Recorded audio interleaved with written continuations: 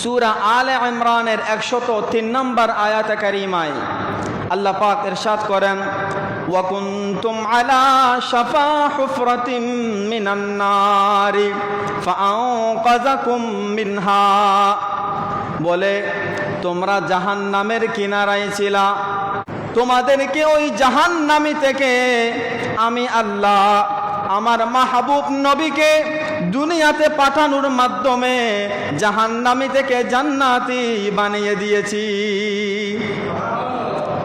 আমার নবীর আগমনের পূর্বে এই পৃথিবী অন্ধকারচ্ছন্ন ছিল।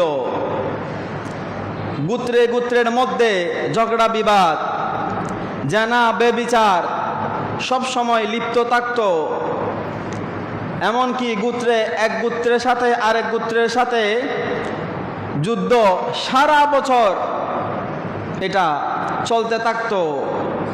আর তারা এভাবে করে জাহান্নামের কিনারায় চলে গেছে।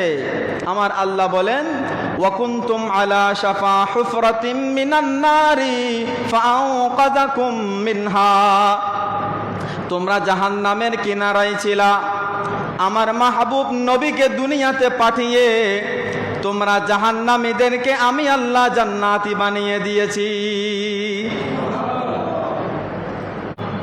मैं गुनाहगार था, बेअमल था, मगर मुस्तफ़ा ने मुझे जन्नती कर दिया, इस करम का करूं शुक्र कैसे अदा।